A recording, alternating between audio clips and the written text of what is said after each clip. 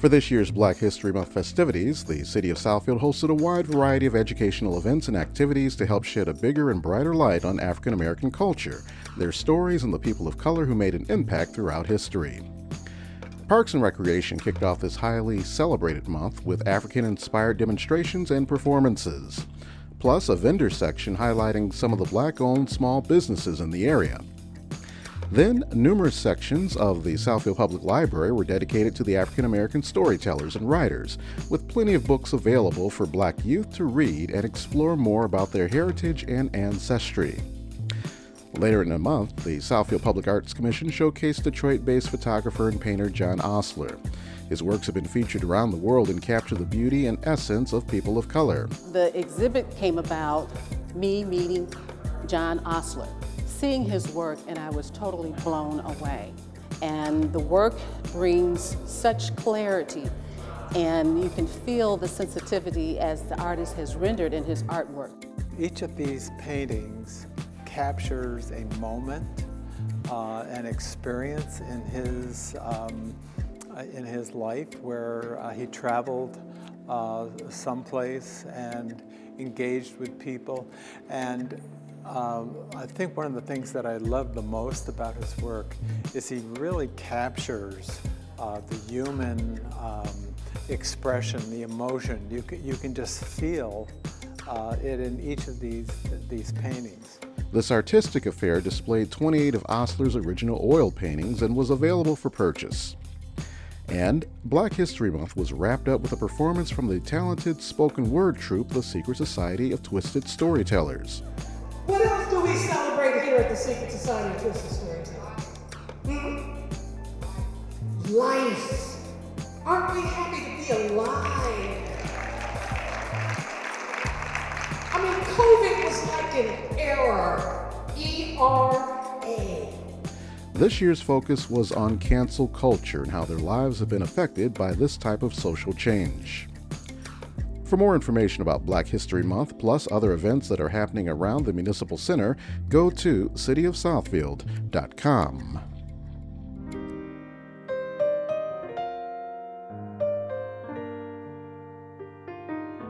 As we make our way through the first quarter of the new year, Council has been focused on the business of the city. First, our City Council has recently approved new equipment used for snow removal for our Public Works Department. This further enhances the DPW efforts for better service to our residents by removing snow short and long term. I want to take the time to thank our DPW department for removing the snow this winter season with very little interruptions, as the snow was removed in a timely and efficient manner.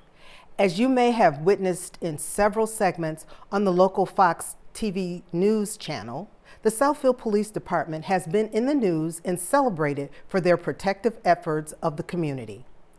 They have been able to successfully mitigate stolen vehicle situations and apprehend dangerous suspects while preserving the safety of crime victims and resolving stressful incidents without loss of life to themselves, the community, or the suspects. Our fire department has successfully handled a major fire at the Sutton Apartments. A total of 22 apartments and townhouses were destroyed, displacing over 11 families, leaving them only with the clothes on their backs. But there were no lives lost due to the efforts of our fire department. I also want to thank our emergency management department, who continues to keep us updated on the trends related to the COVID-19 global pandemic. In terms of the city's fiscal health, Council is preparing for the 2022-2023 budget year. Our property tax assessment has been filed on time, and our comprehensive annual financial report, otherwise known as the CAFR, has been approved. This report is a complete set of financial statements that are done in accordance with the requirements of the Governmental Accounting Standards Board and describes what was spent during the past year, as well as the end state of the city, assets and liabilities. And it shows the city is in good financial health. In relation to Black History Month and Women's History Month that happens in March, I wanted to take the time to mention that Southfielder Brenda Lawrence is retiring from Congress. She has the first African American and female mayor of Southfield and numerous other accolades. I want to congratulate Congresswoman Lawrence on her achievements and her impending retirement. As we move forward into the upcoming spring season, we are determined to maintain Southfield's status as a great city to live, work, and play as one of the state's key destinations and economic engines. I wish you and your families a safe and happy month ahead. God bless you, God bless your families, and God bless the city of Southfield. During the peak of the pandemic, unemployment in Michigan reached record numbers since the economic recession in the 1980s. Today, there are hundreds of thousands still without jobs in the state. To help those find their path back to employment, Michigan Works is offering valuable virtual workshops. There'll be resume workshops, how to navigate virtual interviewing, career transition workshops. So everything you can possibly imagine that we once might have had here on site is now offered virtually. There are also many financial assistance programs for Oakland County residents, including families struggling to afford child care. The Oakland County Board of Commissioners decided to agreed that a good use of the ARP funding would be to help individuals and families that might be struggling with child care. So if you are an Oakland County resident, there are some eligibility requirements, but you could potentially be eligible for a $1,200 one-time payment that would assist your family with child care. For more information about the workshops and financial assistance programs, call Michigan Works at area code 248-796-4583. Tamara Latimer was unfortunately taken too early from this world due to the heartbreaking effects of cancer. In honor of their daughter, Thomas and Barbara Latimer created the Tamara Latimer Cancer Foundation that aims to provide compassionate, valuable services, resources, and funds to children and their families who are struggling with the challenges of cancer. One of their initiatives includes scholarships to students who are pursuing medical careers and is funded through the Tamara Latimer Cancer Foundation's annual Scholarship Gala. Due to COVID concerns, even though this year's gala is going virtual, organizers are anticipating an entertaining and educational affair geared towards helping those affected by cancer.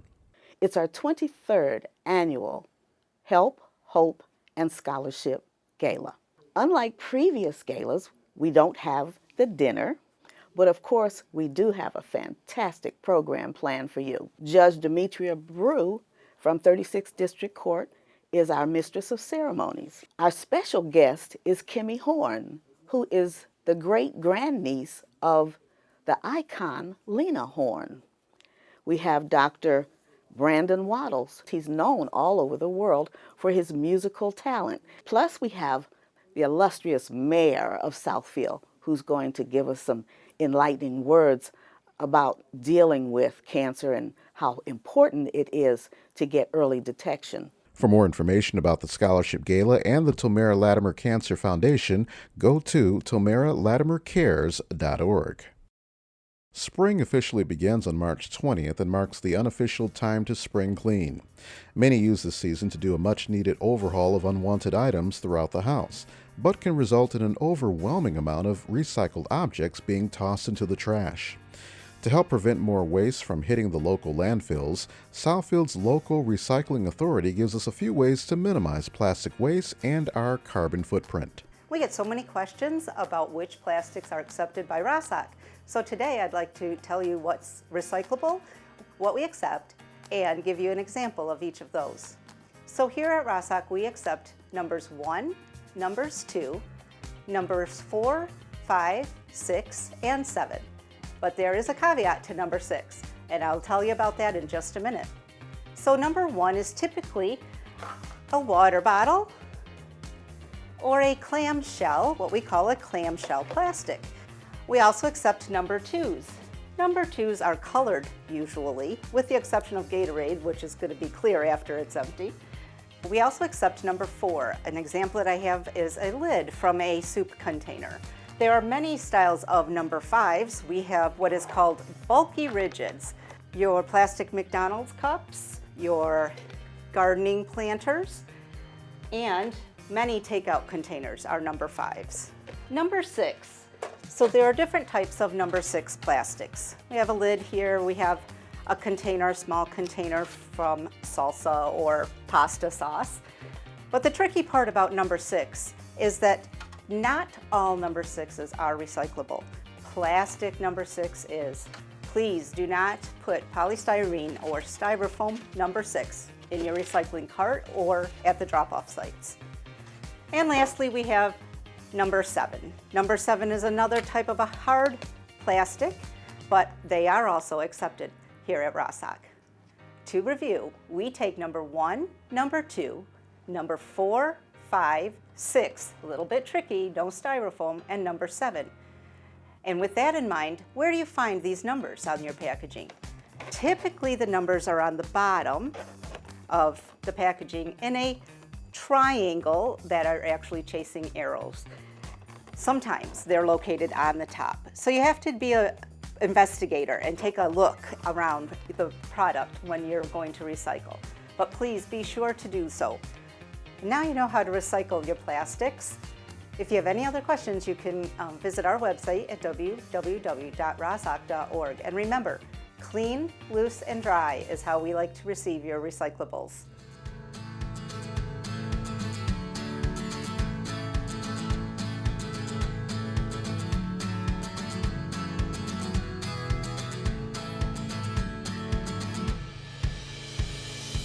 All right, everybody's seen it. The dog that pulls way too hard and is a little unruly on walks. This is something that happens to a lot of people. Sometimes we get lucky, we've got a dog that's just super great to walk with.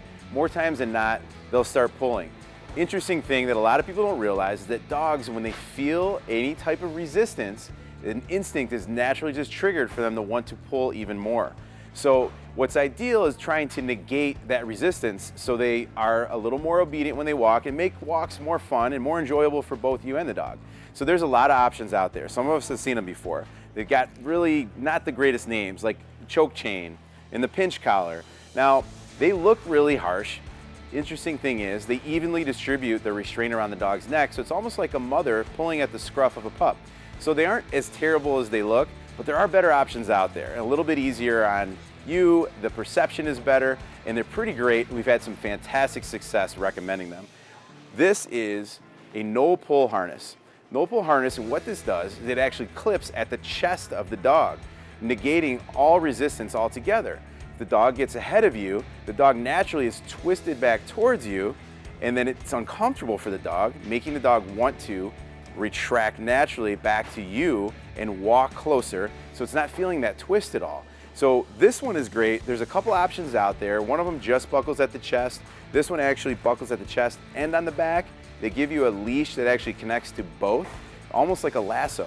So if the control that you have of your dog is even greater and you're not getting that jerk, that can be actually very dangerous for you. We've had people come in our stores before that have fallen, that have broken limbs, that have pulled shoulders out. We want to make sure we're keeping you healthy and keeping your pet healthy and making sure walks are fun and enjoyable. And there's some great alternatives like the no-pull Freedom Harness. And we've had great success in recommending it. I hope you want to try it sometime and see if it makes a difference for you as well.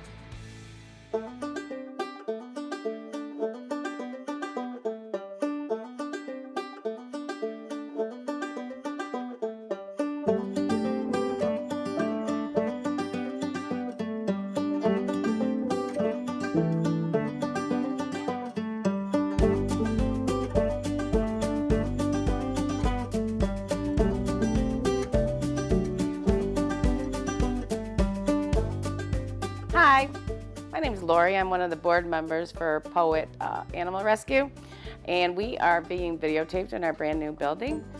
We want to introduce Scrappy. Scrappy is a 1.5-year-old male. Obviously just was fixed. He is up to date on shots. He is great with everything, kids, dogs.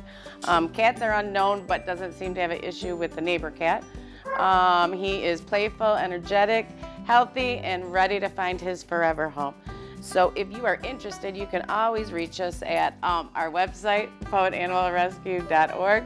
We're on Facebook, and just hit us up. We also have other dogs, other puppies in foster homes here at the kennel. So if you're looking for that forever friend, this is the place to go.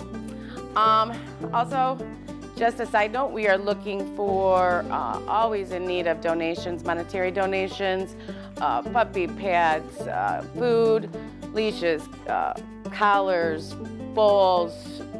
Email us, we can let you know what our greatest need is. Also looking for volunteers to help us. We come here 3 times a day to let these guys out, clean their kennels, play with them, give them love, and get them ready for their forever home.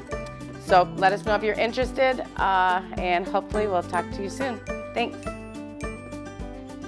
Say hi, Scraps.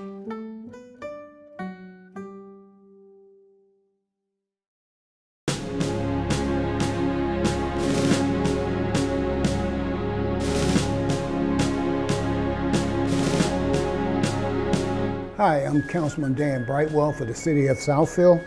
I'm a veteran of the Vietnam era, and previously I served as the chairman of the Southfield Veterans Commission from 2005 to 2015. And when I was elected to council, I had to step down from the council, from the Veterans Commission.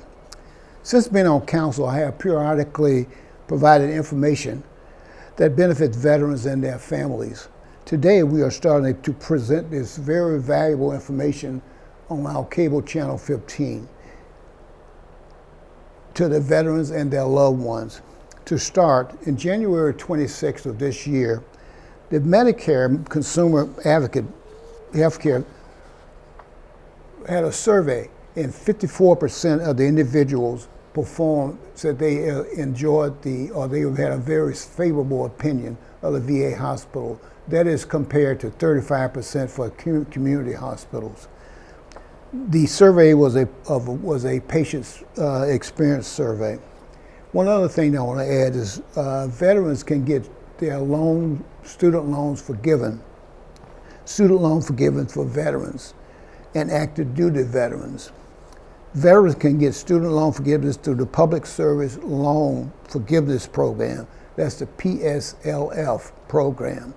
The Department of Education will allow months of service, active duty service, to count toward forgiveness of the loan.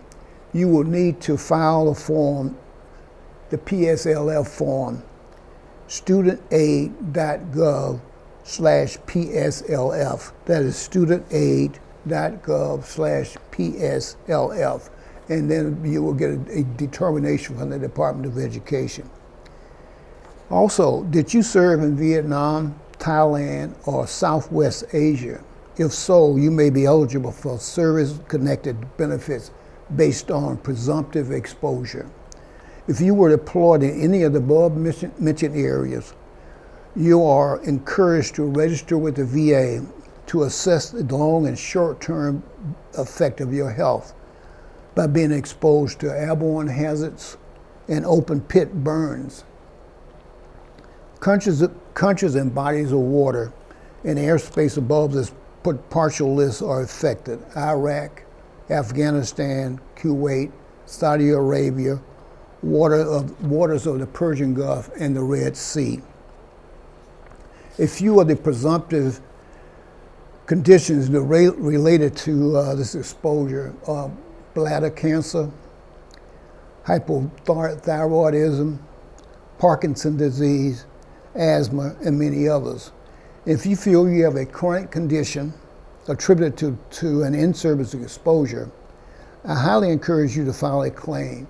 Visit the VA website at www.va.gov or call 1-800-827-1000. That's 1-800-827-1000.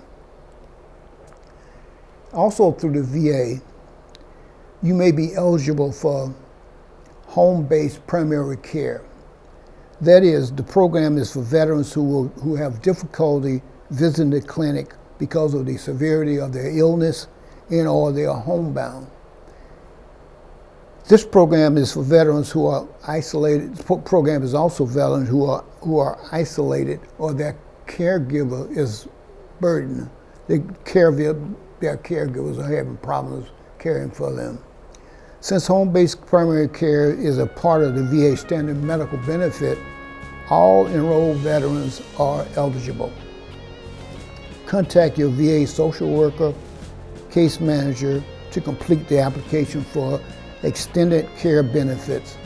That's a form VA form 10-10-EC. That's Echo Charlie. Finally, on March 31 of this year, on March 31 of this month, there will be a Veterans Research Fair at the Novi Civic Center in Novi, Michigan from 9 a.m. to noon. That is, the Novi Civic Center is 45175 10 Mile Road. Given away will be food boxes, $50 Myers gift certificate. You'll also be able to get a COVID vaccination and much more. But you need to register. Please contact Mr. Tyrone Jordan at Oakland County. His email address will be Jordan, J-O-R-D-A-N-T, at oakgov.com.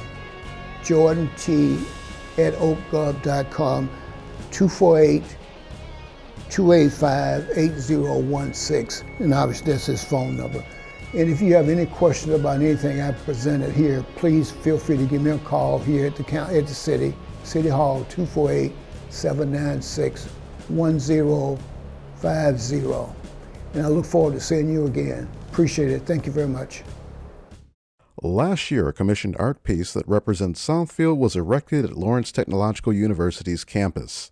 The tiled mural was designed and created by locally renowned artist Hubert Massey, who is now in the process of creating another piece for the project. He invited us into his studio to give us a preview of his latest works and the inspiration behind his colorful creations.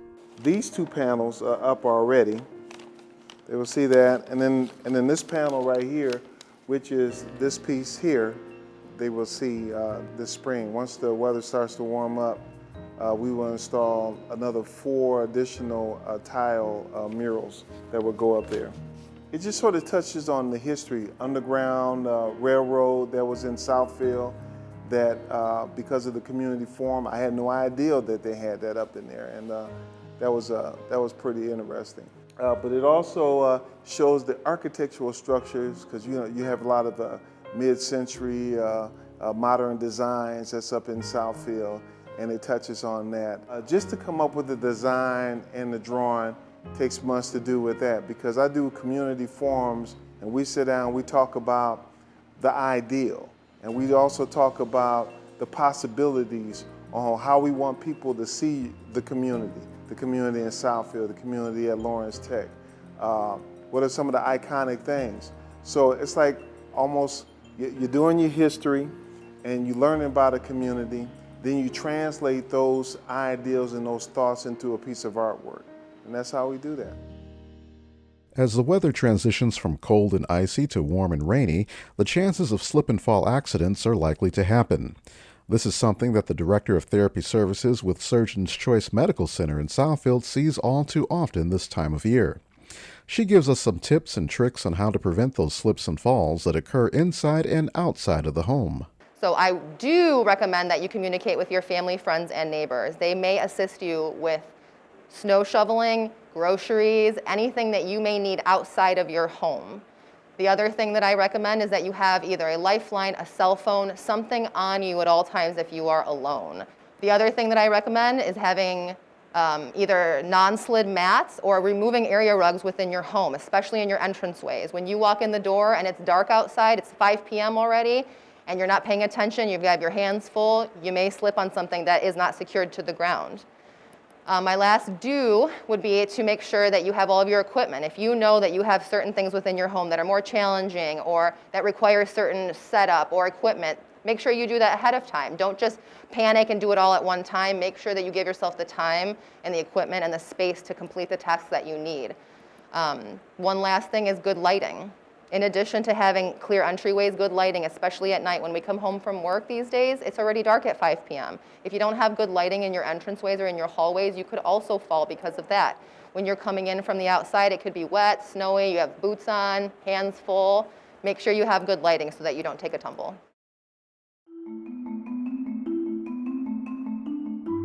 This month, I wanted to talk about the various forms of domestic violence.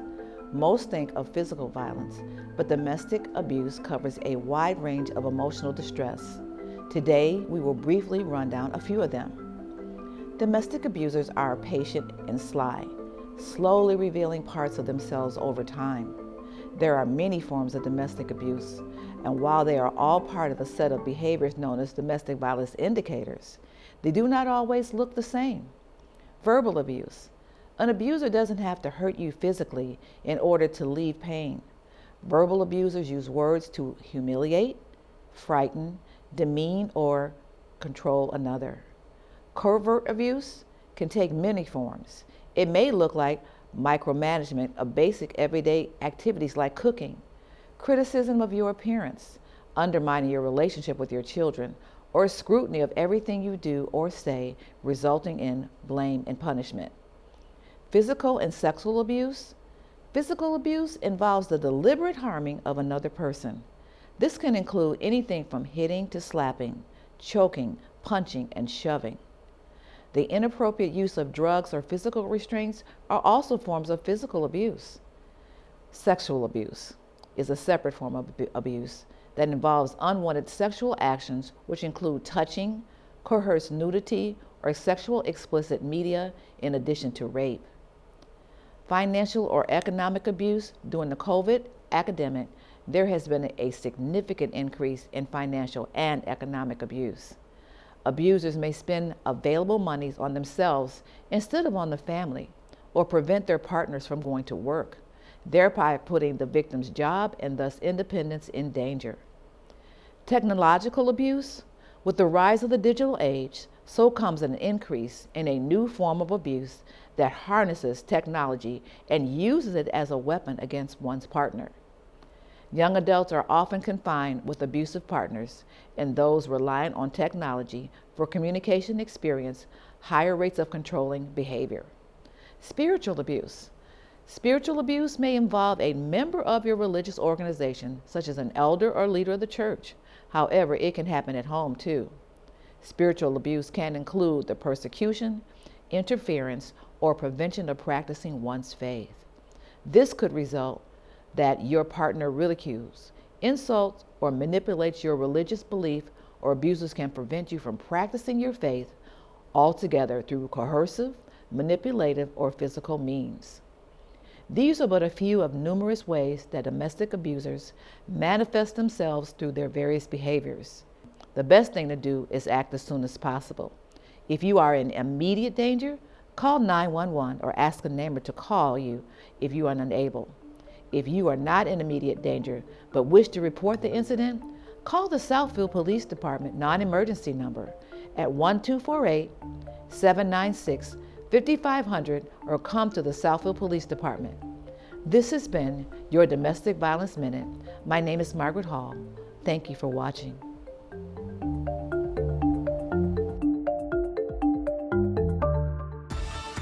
That about does it for this edition of 15 News.